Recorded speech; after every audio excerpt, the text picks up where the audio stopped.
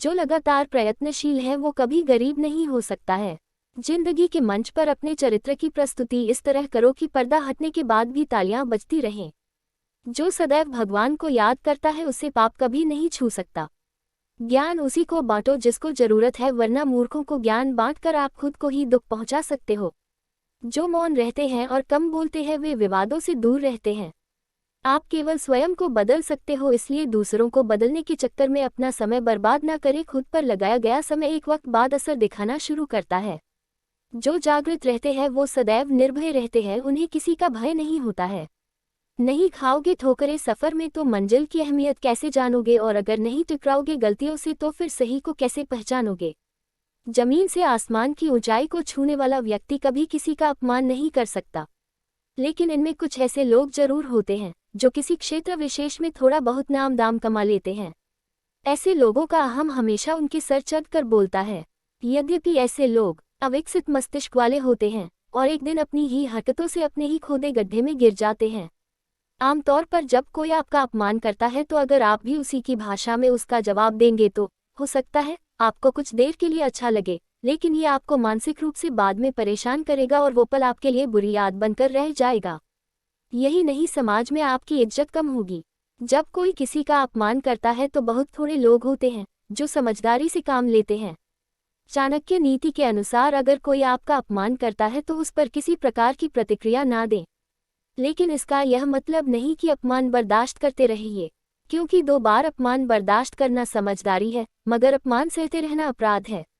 महाभारत में भगवान श्री कृष्ण ने शिशुपाल की मां को उसकी 100 गलतियां क्षमा करने का वचन दिया था, और जब शिशुपाल कृष्ण का अपमान लगातार करता रहा, अंततः श्री कृष्ण ने उसकी 101वीं गलती पर उसका गर्दन अपने सुदर्शन चक्र से उड़ा दिया।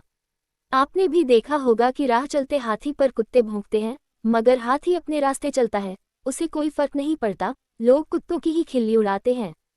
लोग आपके व्यक्तित्व से नहीं कर्म से प्रभावित होते हैं। आपका कर्म ही आपके व्यक्तित्व की शान बढ़ाता है।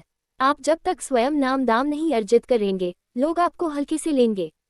मथुरा के राजा कंस के दरबार में जब कृष्ण अपने भाई बलराम के साथ पहुंचे थे तो सारे दरबारी उनकी खिल्ली उड़ा रहे थे, लेकिन जब कंस के शक्तिशाली राक्षसों को भगवान कृष्ण ने धूल चटाई, तब स्वयं कंस को भी कृष्ण के दिव्य बल के सामने अपना मस्तक झुकाना पड़ा था। हीरा जब तक कोयले की खान में होता है उसकी चमक फीकी ही रहती है। लोग उसे कोयले के समान महज पत्थर मानते हैं, लेकिन जब जौहरी उसे तराशता है तब उसकी कीमत 1000 गुना बढ़ जाती है। कहने का आशय यह है कि अगर आपको अपने क्षेत्र में सफलता अर्जित करनी है तो अपने लक्ष्य से चूके नहीं। कोई आपका अपमान करता है तो भी अपने भीतर अपमान से उपजी आग को ज्वलंत रखिए, अंततः आपको हीरे सा चमकने से कोई नहीं रोक सकता। शिक्षा सबसे अच्छी मित्र है। शिक्षित व्यक्ति का हर जगह सम्मान होता है। शिक्षा सुंदरता और यौवन को हरा देती है।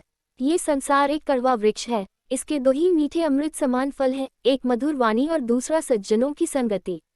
उससे बचो जो तुम्हारे सामने मीठी बातें करता है लेकिन तुम्हारे पीठ पीछे तुम्हें बर्बाद करने की कोशिश करता है, क्योंकि वह जहर के घड़े के समान है जिसके ऊपर दूध होता है। सबसे बड़ा गुरु मंत्र है, कभी भी अपने राज किसी से साझा न करें, यह आपको नष्ट कर देगा। जिस प्रकार सुगंधित पुष्पों से युक्त एक ही वृक्ष से सारा वन सुगंधित हो जाता है, उसी प्रकार गुणवान पुत्र के जन्म से कुल का यश होता है। इस बात को व्यक्त मत होने दीजिए कि आपने क्या करने के लिए सोचा है। बुद्धिमानी से इसे रहस्य बनाए रखिए और इस काम को करने के लिए दृढ़ रहिए। एक मूर्ख व्यक्ति के लिए किताबें उतनी ही उपयोगी होती हैं जितना कि एक अंधे व्यक्ति के लिए आईना। कभी भी ऐसे लोगों से दोस्ती न करें जो हैसियत में आपसे ऊपर या नीचे हों। ऐसी दोस्ती आपको कभी खुशी नहीं देगी। मूर्ख को सलाह देना, दुराचारी स्त्री की देखभाल करना और सुस्त और दुखी व्यक्ति की संगति करना अविवेक है।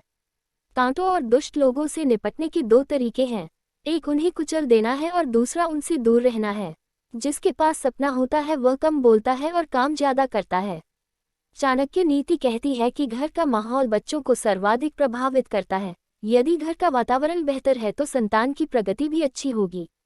जीवन हमेशा आपको नहीं सिखाएगा, कभी कभी आपको रुककर सीखना पड़ता है। अपनी कमियों का बखान कम से कम करें, अन्यथा यह आपके लिए घातक होगा। याद रहे, लोग कमजोरियों पर सबसे पहले प्रहार करते हैं।